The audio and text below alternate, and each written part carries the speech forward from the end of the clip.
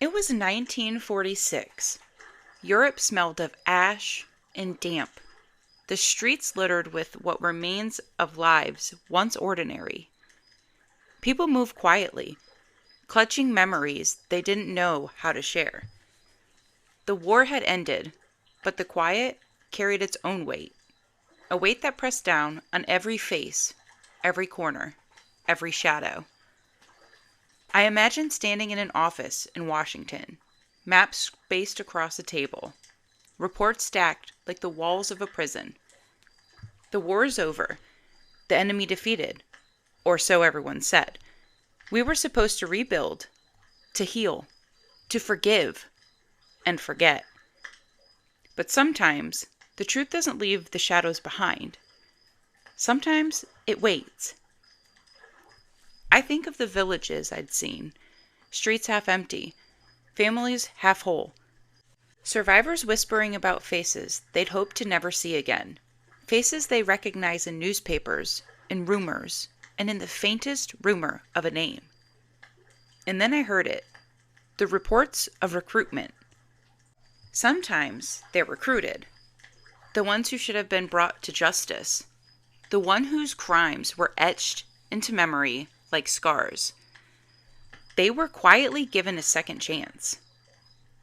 In the intelligence agencies, in new governments, even in the organization meant to protect us, they found their place. And the people who survived, the ones who remember, what do they do with that knowledge? How do you live in a world where the enemy is no longer defeated, but disguised? Sometimes the enemy isn't out there.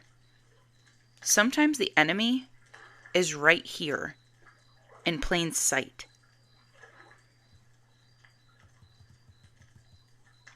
Welcome back to Hexes, Haunts, and Towels. I'm your host, Cupcake. Today is episode 6 of Stars, Stripes, and Secrets, a series where we dive into leaked government documents and classified mysteries. Tonight, we're peeling back the curtain on a story that sounds like conspiracy, but it is real. The kind of story that hides in the shadows of history, in the quiet corners where people think no one is watching, where the line between justice and survival gets blurred.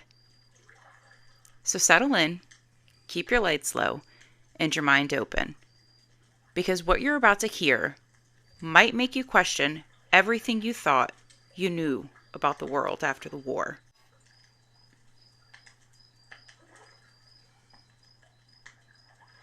After the guns fell silent in 1945, the world hoped for peace.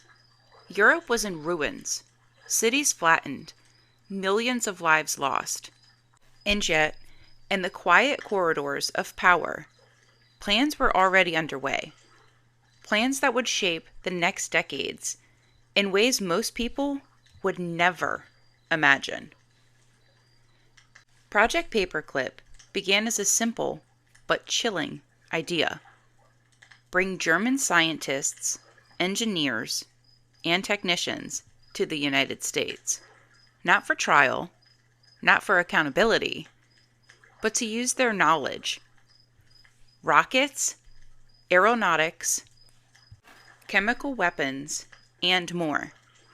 Over 1,600 men would eventually be recruited, their records scraped to erase Nazi affiliation, their pasts rewritten in the name of progress and national security. The timeline is important. 1945 to 1950s. Europe still burned. Cold War was already taking shape. The US and Soviet Union were no longer allies. They were competitors.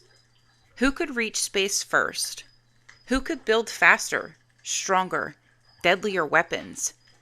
These scientists were the keys, and America wasn't about to let them fall into Soviet hands. I remember the first time I stumbled across a declassified memo. The edges yellow, the handwriting precise. It outlined a simple instruction. Do not let ideological background interfere with selection. Authority, technical expertise. Reading it, I could almost hear the unspoken words. Forget their crimes. Use them anyway. Letters from the scientists themselves reveal quiet fear, hope, and pragmatism. Some were eager to work in a new country, to continue research. Others carried the weight of what they'd done, or what they'd survived.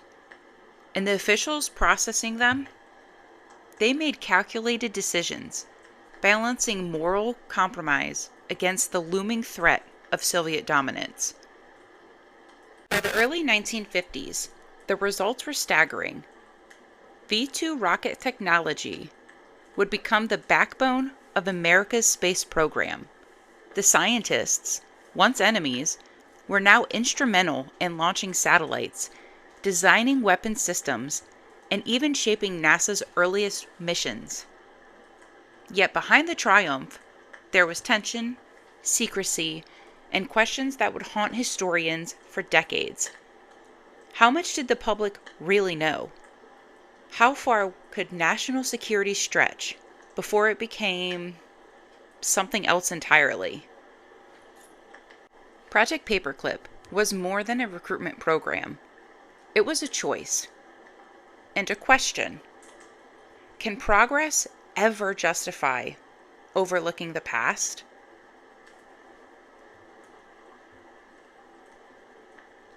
When we talk about Project Paperclip, we're not just talking about numbers or programs. We're talking about people. Brilliant, ambitious, and deeply flawed men. Names that sound familiar because their work touched rockets, medicine, and even the path to space. But those pasts are anything but heroic. Let's start with Wernher von Braun. A genius in rocketry, Braun had been instrumental in developing the V-2 rockets for Nazi Germany. Weapons that rained destruction on European cities, killing thousands of civilians. Yet, after the war, he was quietly brought to the United States. By 1955, he was leading the Army's rocket research and development program, and later, the man behind Saturn V rocket that would take humans to the moon. Imagine it, the same mind that designed terror, now designing triumph. Brilliance intertwined with complicity. And the world would cheer, never knowing the full story. Next, there's Hubertus Strughold. Known as the father of space medicine, he pioneered research on human survival in extreme conditions, critical to sending astronauts beyond Earth. But before that, Strughold had overseen experiments in Nazi concentration camps, where prisoners were subjected to freezing, high altitude, and low pressure tests. Human beings used as instruments for data. And yet, here he was, shaping the future of American spaceflight. Others followed. Kurt de Bus, an expert in missile guidance systems. Arthur Rudolph, who managed the Middlework factory where thousands of forced laborers died constructing V-2 rockets. Each name carries weight, a duality, brilliance, and atrocity existing in the same person. Some documents reveal quiet admiration from their American handlers. One memo about Rudolph read, "His technical expertise is invaluable. His past is regrettable, but secondary." Regrettable, not punishable. It's secondary. And yet, there are hints of conscience too. Letters, journals, and post. War interviews show some grappling with guilt, others meticulously avoiding it. Human contradictions in their purest form. Genius and horror. Ambition and complicity, brilliance and cruelty, all woven together. Pause after each name. I want you to think about it. Werner von Braun, Hubertus Strughold, Kurt de Bus, Arthur Rudolph. Men whose minds advanced humanity, whose hands were stained by humanity's worst. By the time they were naturalized as U.S. citizens, given positions of honor, accolades, and public praise, the public had no idea who these men had been or what they had done. And yet, their influence was undeniable. Rockets soared, satellites launched, humans left Earth. When you hear the history of the space race or the growth of military science in the 1950s, remember the faces behind it. Remember the choice America made, quietly, in the name of progress. It remembers their achievements, but it cannot forget the shadows that followed them here. It's easy to talk about rockets, space programs, and scientific triumphs, but the truth beneath Project Paperclip is far darker. These were men who, in their own country, had overseen or participated in atrocities, war crimes, forced labor, lives treated as data points. And yet, they were welcomed here, often without question. Records were scrubbed, histories rewritten, files altered or hidden. The U.S. government made sure the public wouldn't see the full story. For decades, evidence sat in drawers, quietly sealed. Memories of pain tucked behind bureaucratic red tape. And what about the victims? The thousands of people who had suffered under these scientists' work. They were denied justice. Some never even knew the people responsible for their suffering had been quietly rewarded elsewhere. Imagine the rage, the disbelief, the helplessness. I came across one survivor's statement in a declassified archive. She wrote, "They took everything. And then I watched as the world applauded the same hands that destroyed our lives. How is that justice?" This is where the moral complexity becomes almost unbearable. These scientists were undeniably brilliant. Their work propelled humanity forward in rockets, satellites, and medicine. But brilliance, when separated from morality, becomes something else. Something chilling. Utility over morality. Knowledge over conscience. Progress over justice. And what does that teach us about power? That it can bend, reshape, and even erase ethics if the stakes are high enough. That sometimes we celebrate triumphs built on shadows. Even decades later, echoes remain.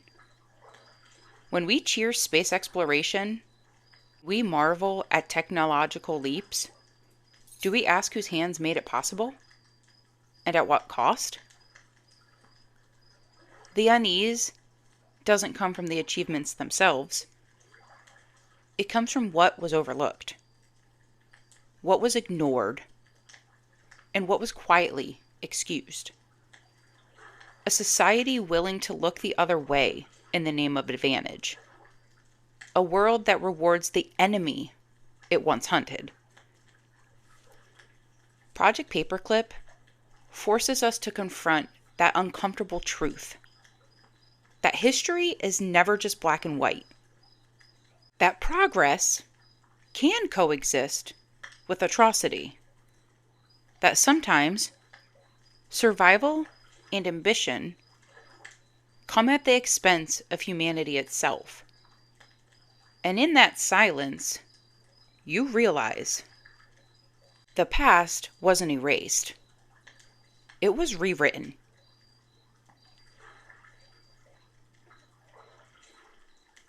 By the late 1940s, the world had changed. Europe was fractured. The United States was exhausted, but weary. And a new advisory was emerging: the Soviet Union.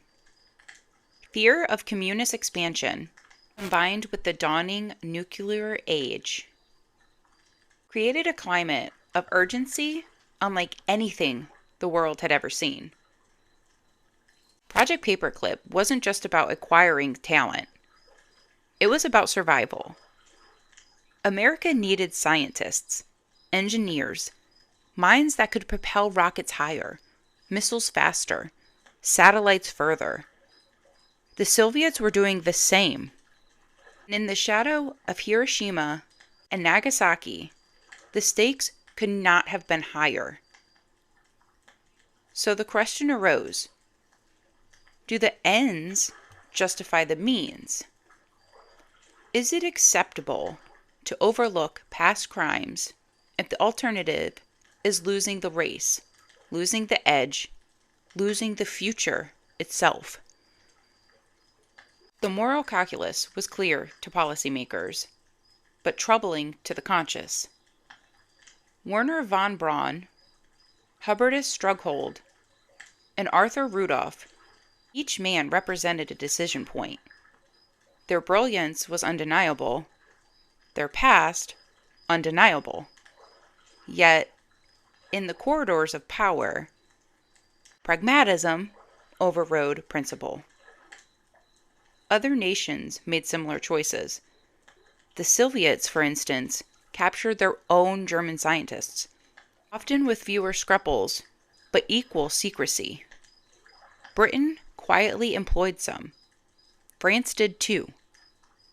The message was uniform: survival trumps morality when the Cold War looms. Imagine being the official reading those files, knowing these men had caused immense suffering, knowing the world might never find out, yet weighing them against the possibility of falling behind in rockets, missiles, and atomic technology. Could you have made that choice? Could a nation? Could a human? America chose utility. They chose pragmatism, chose the edge, and for decades, the justification held. The Cold War demanded it. History would understand, eventually.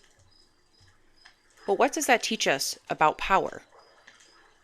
That fear can bend morality. That urgency can rewrite conscience. That in the game of nations, sometimes, the enemy we once hunted becomes a necessary ally. And so, the Cold War pressed forward. Satellites would orbit, rockets would soar, but behind triumph, the ghost of the past quickly rode along. Shadows wouldn't end to progress, waiting to be remembered. History moved fast. Choices were made, and the consequences, well, they're still with us today. By now, we've heard the names, seen the brilliance, traced the choices, but history doesn't stop at facts. It asks questions, hard ones. Can brilliance truly be separated from past crimes? Werner von Braun's rockets reached the moon, but at what cost? Hubertus Strughold pioneered space medicine, Yet the shadows of his experiments linger.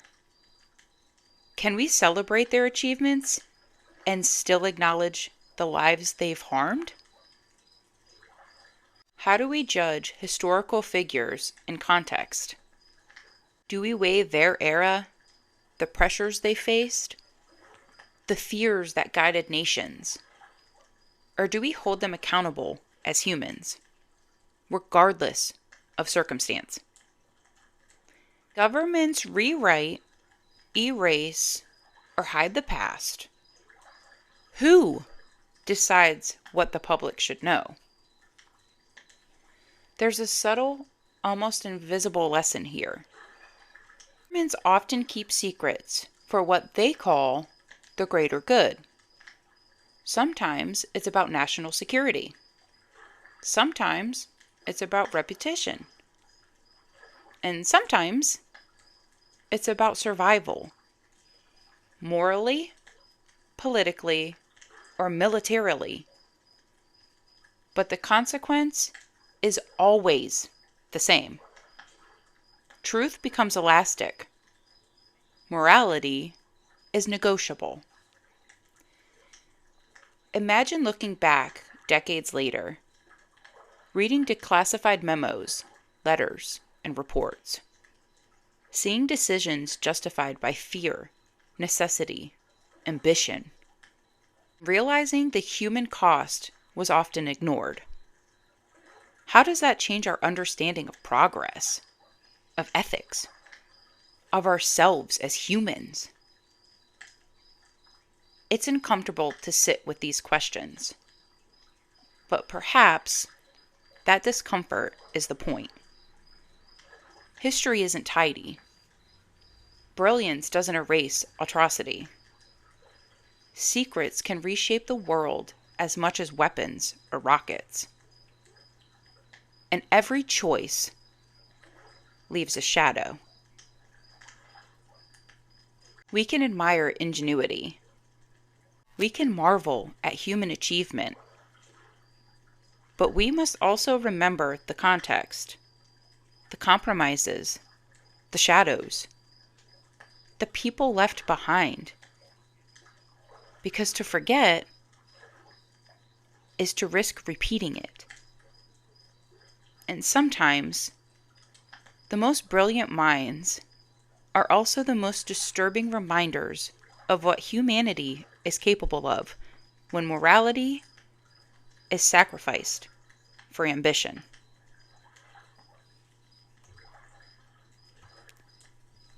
Decades have passed, but the echo of Project Paperclip is still with us. Look at space exploration today. Every satellite orbiting the Earth, every probe reaching distant planets, every mission to the Moon or Mars, built on foundations laid by men whose pasts were anything but clean. Missile programs, aeronautics, even medical research for extreme environments. These are all legacies of the same minds once tasked with creating destruction. The technology that protects us, advances us, inspires us, also carries the weight of moral compromise. NASA's earliest rockets, built under von Braun's direction. Modern guidance systems in aerospace engineering, influenced by Debus and Rudolph. The satellites watching over our planet, enabled by research that began in secrecy, sometimes in darkness. And here's the question that lingers. If brilliance justified recruiting known criminals once, what else has been justified in secret since then? How many choices, decisions, or programs shape the world without our knowledge or consent? History isn't just behind us. It lives in every launch, every missile test, every innovation, progress and shadow. intertwined. And sometimes, the quiet compromises of the past continue to influence the present, shaping the world in ways most of us will never see. The echoes are subtle, almost invisible, but they're there. A reminder that ambition, secrecy, and moral compromise often travel together. And the question remains, how much of our modern world is built on shadows we never knew existed? We've traced the shadows of history tonight, from ruined European streets to the heights of space, from brilliant minds to the darkness they carried. But at the heart of it all, there are people, real people, caught between survival, ambition, and conscience. The victims whose lives were stolen, the officials who made impossible choices, the scientists whose brilliance masked unspeakable acts. All of them remind us that history isn't tidy. It's human, complicated, messy, and sometimes terrifying. History didn't erase them. It didn't punish them. It repurposed them. And that raises a question we can't ignore. What other truths are hidden, waiting for us to question? What stories, decisions, or compromises shape the world quietly while we looked elsewhere? Next time, we'll explore another shadow of history, another story where secrets, ambition, and morality collide. But for tonight, let yourself sit with this.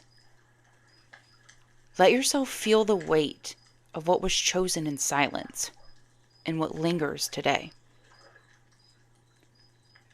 If you have a story, maybe something strange, unsettling, or unexplainable, send it my way. Military encounters, shadows in the woods, things that feel wrong.